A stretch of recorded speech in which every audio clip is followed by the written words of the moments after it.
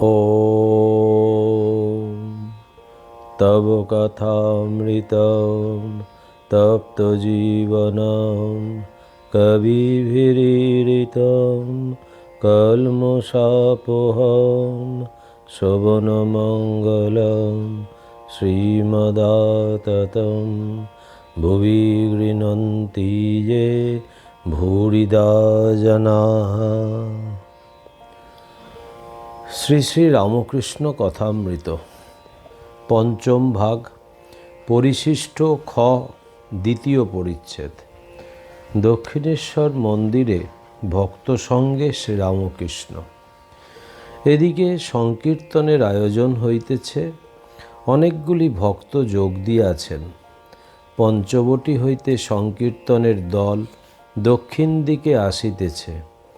হৃদয় শিঙা বাজাইতেছেন, গোপীদাস খোল বাজাইতেছেন, আর দুইজনে করতালি বাজাইতেছেন। শ্রীরামকৃষ্ণ গান ধরিলেন। হরিনাম নিশেরে জীব, যদি সুখে থাকবি বৈকুণ্ঠে যাবি, ওরে মোক্ষ ফল সদা পাবি। হরিনাম গুণেরে, যে নাম শিব জপেন পঞ্চমুখে, আজ সেই হরিনাম দিব তোকে। শ্রীরামকৃষ্ণ সিংহ বিক্রমে নৃত্য করিতেছেন। এইবার সমাধিস্থ হইলেন। সমাধিভঙ্গের পর ঘরে উপবিষ্ট হইয়াছেন। কেশব প্রভৃতির সঙ্গে কথা কহিতেছেন। সব পদ দিয়েই তাকে পাওয়া যায়। যেমন তোমরা কেউ গাড়ি, কেউ নৌকা, কেউ জাহাজে করে, কেউ পদব্রজে এসেছ। যার যাতে সুবিধা আর যার যা প্রকৃতি, সেই অনুসারে এসেছ। উদ্দেশ্য এক, কেউ আগে এসেছে, কেউ পরে এসেছে। কেশব প্রভৃতির প্রতি উপাধি যতই যাবে ততই তিনি কাছে হবেন। উঁচু ঢিপিতে বৃষ্টির জল জমে না, খাল জমিতে জমে। তেমনি তার কৃপাবাড়ি, যেখানে অহংকার সেখানে জমে না। তার কাছে দিনহীন ভাবই ভালো। খুব সাবধানে থাকতে হয়। এমনকি কাপড় চোপড়েও অহংকার হয়। পিলে রোগী দেখেছি, কালা পেরে কাপড় পরেছে, অমনি নিধুবাবুর টপ্পা গাইছে। কেউ বুট পরেছে, অমনি মুখে ইংরেজি কথা বেরোচ্ছে। সামান্য আধার হলে, গেরুয়া পরলে অহংকার হয়। একটু ত্রুটি হলে ক্রোধ অভিমান হয়। ব্যাকুল না হলে তাকে দেখা যায় না। এই ব্যাকুলতা ভোগান্ত না হলে হয় না। যারা কামিনী কাঞ্চনের মধ্যে আছে, ভোগান্ত হয় নাই, তাদের ব্যাকুলতা আসে না। ওদেশের হৃদয়ের ছেলে সমস্ত দিন আমার কাছে থাকত। 4-5 বছরের ছেলে আমার সামনে এটা ওটা খেলা করত। একরকম ভুলে থাকত।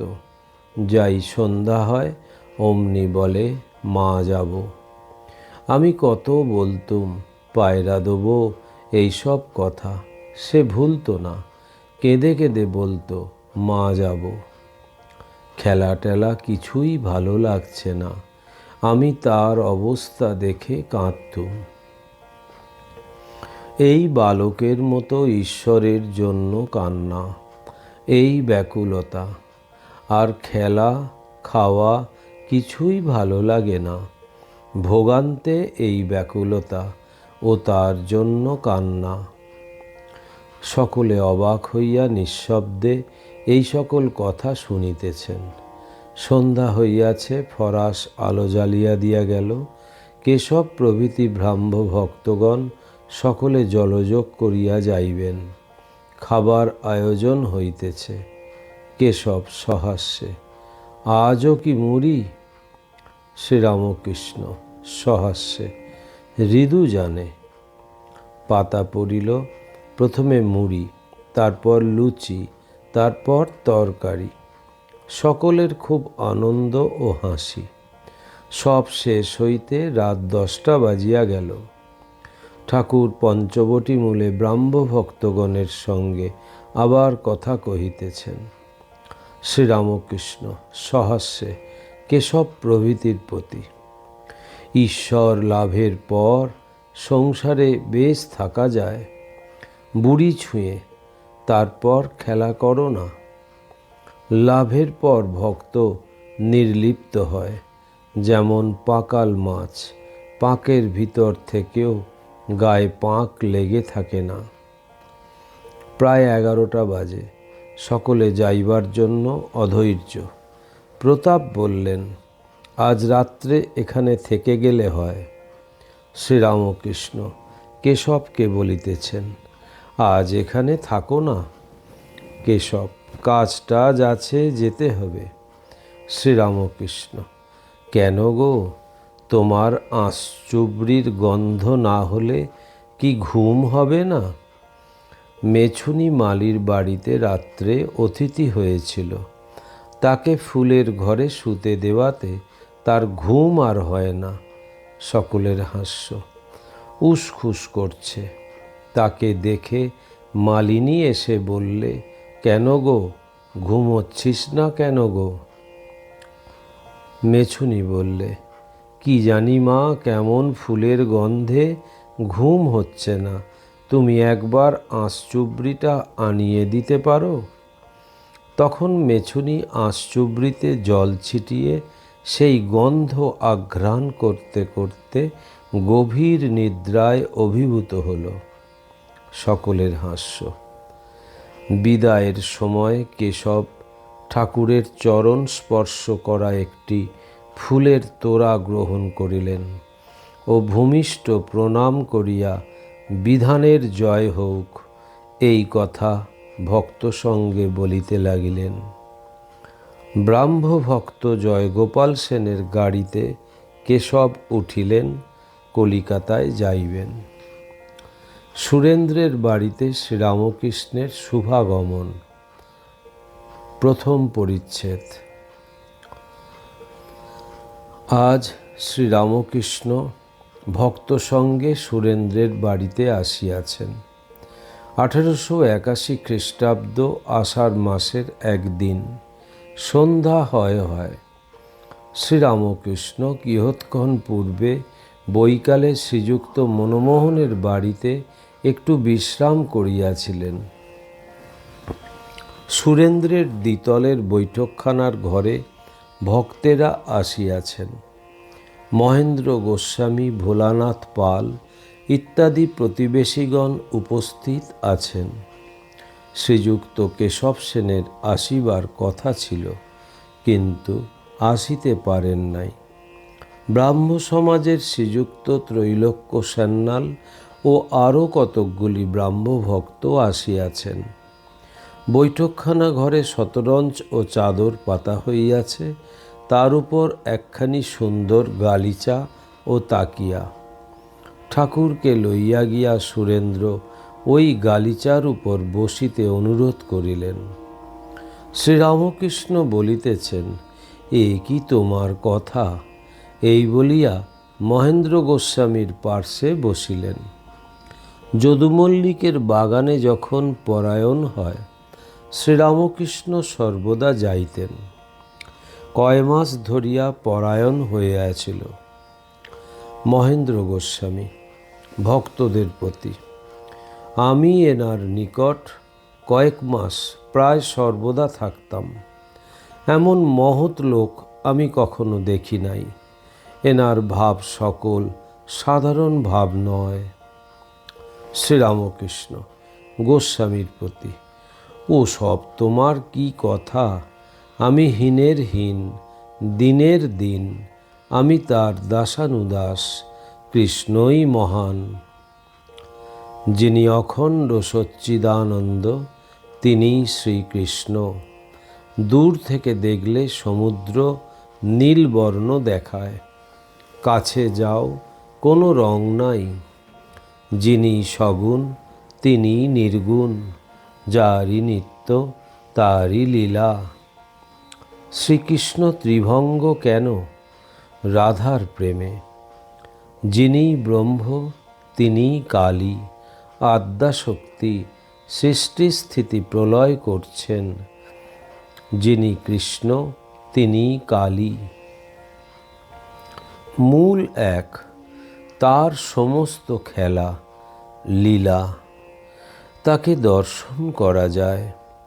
শুদ্ধ মন শুদ্ধ বুদ্ধিতে দর্শন করা যায়। কামিনী কাঞ্চনে আসক্তি থাকলে মন মলিন হয়। মন নিয়ে কথা। মন ধোপাঘরের কাপড়, যে রঙে ছোপাবে সেই রং হবে। মনেতেই জ্ঞানী, মনেতেই অজ্ঞান। অমুক লোক খারাপ হয়ে গেছে, অর্থাৎ অমুক লোকের মনে খারাপ রং ধরেছে। শ্রীযুক্ত তৈলক্য সান্যাল ও অন্যান্য ব্রাহ্মভক্ত এইবার আসিয়া আসন গ্রহণ করিলেন। সুরেন্দ্র মালা লইয়া ঠাকুরকে পরাইতে আসিলেন।